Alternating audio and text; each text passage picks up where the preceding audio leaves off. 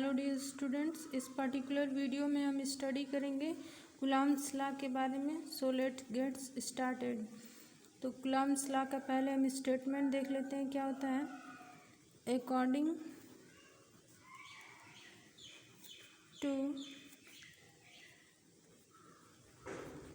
Coulomb's law the force of attraction or repulsion,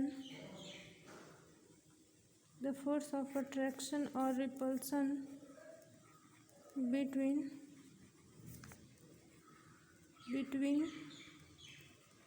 two charges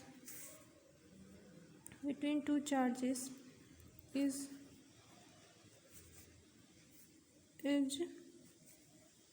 directly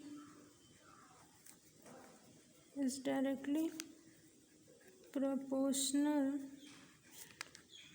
to the product of the magnitude of two charges and inversely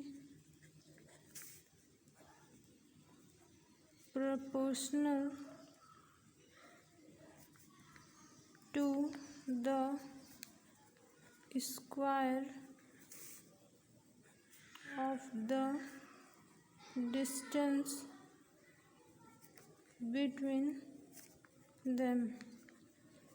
इसका Coulomb's law का statement एक बार समझ लेते हैं।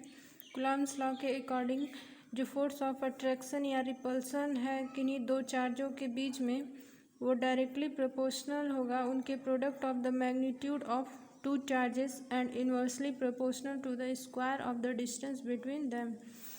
जो force of attraction या repulsion होगा वो डायरेक्टली प्रोपोर्शनल होगा दोनों चार्जेस के मैग्नीट्यूड के प्रोडक्ट के बराबर होगा और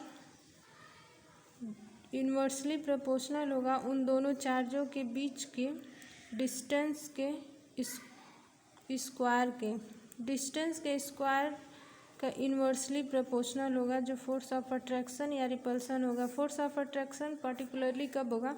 जब दोनों चार्ज डिफरेंट हो, जैसे एक प्लस हो एक माइनस हो, चाहे एक माइनस हो एक प्लस हो, तब इस केस में फोर्स ऑफ अट्रैक्शन होगा।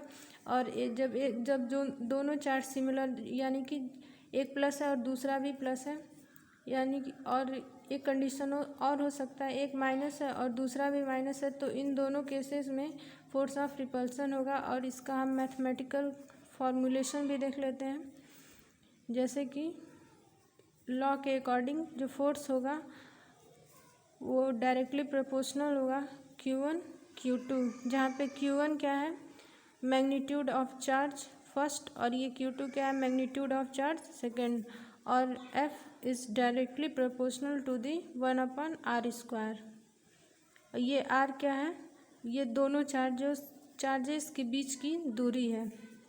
जैसे कि ये चार्ज अगर Q1 मान लेते हैं और ये चार्ज Q2 है, तो ये इन दोनों के बीच का डिस्टेंस R है, तो ये डिस्टेंस हमने लिया है।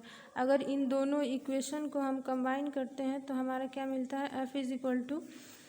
F is directly proportional to the, मैंने इक्वल टू लगा दिया है, यहाँ पे डायरेक्टली प्रोपोर्शनल होगा Q1 इंटू Q2/r²। जब हम प्रोपोर्शनलिटी का साइन हटाते हैं तो एक कांस्टेंट रखते हैं, प्रोपोर्शनलिटी कांस्टेंट हम जिसको कहते हैं, तो हमें क्या मिल जाएगा? F is equal to 1/4πε0 Q1 Q2/r²। यहाँ पे 4π क्या है? कांस्टेंट है, और एप्साइलन को हम क्या कहते हैं? Permittivity of free space. Permittivity of free space. So I hope कि ये वीडियो आपको समझ में आई होगी। So thank you so much for watching the video. and don't forget to like, subscribe and share. Thank you.